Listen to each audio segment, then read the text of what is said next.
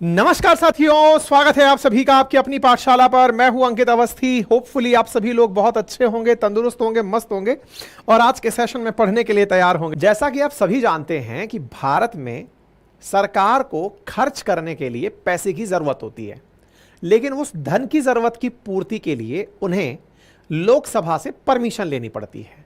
यानी कि भारत सरकार अगर धन खर्च करना चाहती है, योजनाओं पर धन खर्च करना चाहती है, इंफ्रास्ट्रक्चर पर धन खर्च करना चाहती है, सुरक्षाओं पर, स्वास्थ्य पर, तो ऐसी स्थिति में उन्हें भारत के अकाउंट से पैसे निकालने होते हैं। कंसोलिडेटेड फंड ऑफ इंडिया से पैसे बाहर निकालने हैं। जिस फंड को आपने कर के माध्यम से, जीएसटी के माध्यम से, टोल टैक्स के माध्यम से, विदेशी मुद्रा के माध्यम से ऑलरेडी भरा हुआ है, उस पैसे को निकालने की इजाजत संसद देती है और संसद द्वारा इसी इजाजत को हम बजट की प्रक्रिया में समझ पाते हैं। मेरे प्यारे साथियों, एक बार फिर बजट आ रहा है। जी हां, आप जैसा जानते हैं कि भारत में वर्तमान में तीसरी बार एनडीए के द्वारा सरकार बनाई गई है। मोदी जी के नेतृत्व में सरकार चल रही है और इसी सरकार में वित्त मंत्री के पद पर निर्मला सीतारमण जी फिर से विराजमान हो रही हैं। निर्मला सीतारमण जी के द्वारा अब फिर से बजट पेश किया जाएगा। आपको यदि याद हो तो 4 महीने पहले 2 फरवरी के दिन, याद करिएगा, तिथि बहुत खास है, हमने आपको अंतरिम बजट 2024 का जिक्र किया था। अब आप पूछेंगे एक साल में 2 बार बजट ये कैसे हो सकता है? इसी के लिए आज का सेशन है। मेरे प्यारे साथियों, भारत में 1 फरवरी के दिन 2017 से लगातार बजट पेश किया जा रहा है। इस बजट का उद्देश्य असल में फाइनेंशियल ईयर्स में 1 अप्रैल से 31 मार्च तक होने वाले खर्चे और उनकी आय का पूरा ब्यौरा और पूरा तरीका पेश किया जाता है। ब्यौरे में बताया जाता है कि हम कर कहां से प्राप्त करेंगे और साथ में यह भी बताया जाता है कि हम इस पैसे को जो आपसे पूछ कर ले रहे हैं, इसे कहां खर्च करेंगे। तो पैसा कहां से आएगा और कहां जाएगा, इसका जिक्र बजट में होता है और 2017 से 1 फरवरी के दिन ही इसे प्रस्तुत कर दिया जाता है। 1 अप्रैल से लागू होने वाले बजट पर 2 महीने पहले से ही कार्यवाही शुरू हो जाती है, सो दैट संसद में जब प्रॉपर डिस्कशन उस बजट पर हो ले, उसके बाद प्राप्त पैसे को खर्च किया जा सके। लेकिन 1 साल में 2 बजट का सवाल तो अभी भी बना रह गया। 1 फरवरी को बजट आया था, अब फिर से 27 जुलाई जब से संभावित है मानसून सत्र। मानसून सत्र, जी हां, हमारे लोकसभा के 3 सत्र होते हैं, बजट सत्र, मानसून सत्र और विंटर सत्र, जिसे आप शॉर्ट फॉर्म में BMW के नाम से पुकारते हैं। जो मानसून सत्र है यह जुलाई 27 से प्रस्तावित है। जुलाई 27-26 ये न्यूज में चल रहा है। जिस दिन से मानसून सत्र शुरू होगा उसी समय पर हमारे द्वारा फिर एक बजट पेश किया जाएगा। तो भारत में 1 साल में 2 बजट की कहानी क्या है? तो कहानी टिकी है इस अंतरिम शब्द पर। जी हां साथियों, 1 फरवरी 2024 को जो बजट पेश किया गया था वो चुनावी वर्ष का बजट था। चुनावी वर्ष का बजट था से क्या मतलब है? चुनाव जिस साल होते हैं उस साल सरकार अपनी तरफ से बजट पूरे साल के लिए पेश नहीं करती। अगर हम फाइनेंशियल ईयर की बात करें तो 1 अप्रैल 2024 से 31 मार्च 2024-25 तक फाइनेंशियल ईयर 2024-25 चलेगा। लेकिन फिर भी हम जब खर्चा मांगते हैं तो खर्चा मांगते हैं कि सर, जब तक फाइनल बजट ना बन जाए तब तक के लिए पैसा दे दीजिए देश चलाने के लिए। हर सरकार के पास, जैसे मान लीजिए 1 फरवरी को बजट पेश किया गया तो 31 मार्च तक का तो पैसा था।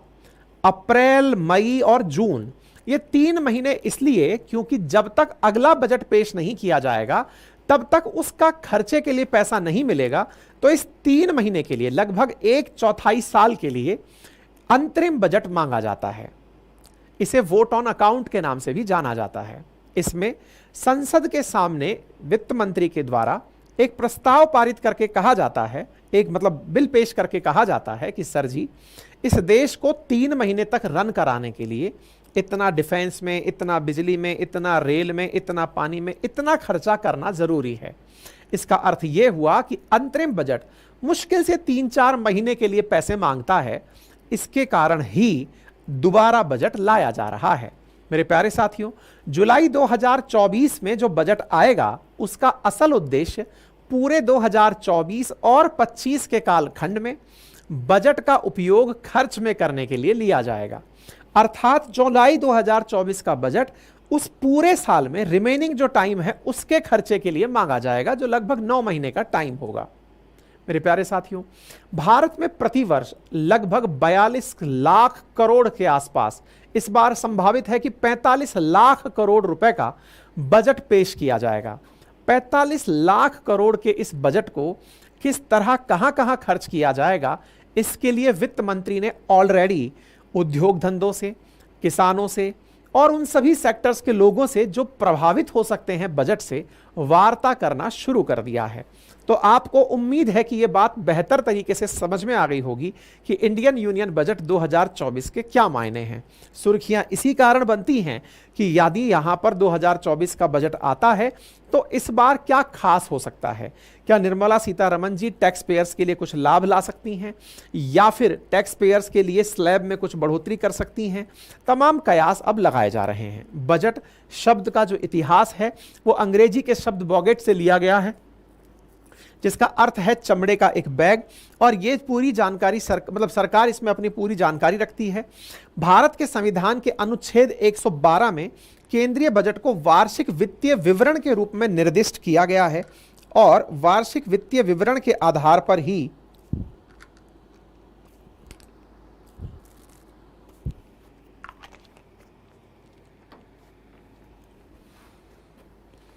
संवैधानिक प्रक्रिया के आधार पर ही भारतीय गणराज्य का वार्षिक बजट पेश होता है। 2017 की जानकारी मैं आपको दे चुका हूं। अब कुछ बेसिक अंतर पढ़ लेते हैं कि पूर्ण बजट और अंतरिम बजट में क्या अंतर है। हालांकि मैं आपको सिखा चुका हूं, फिर भी देख लीजिए। पूर्ण बजट, केंद्रीय बजट, केंद्र सरकार द्वारा संसद में प्रस्तुत किया जाने वाला एक वार्षिक बजट होता है जो हर साल अपन लोग 1 फरवरी को लेकर आते हैं। चुनावी वर्ष में 2 बार बजट आता है, अंतरिम बजट भी आता है, फिर से पूर्ण बजट भी आएगा, है ना।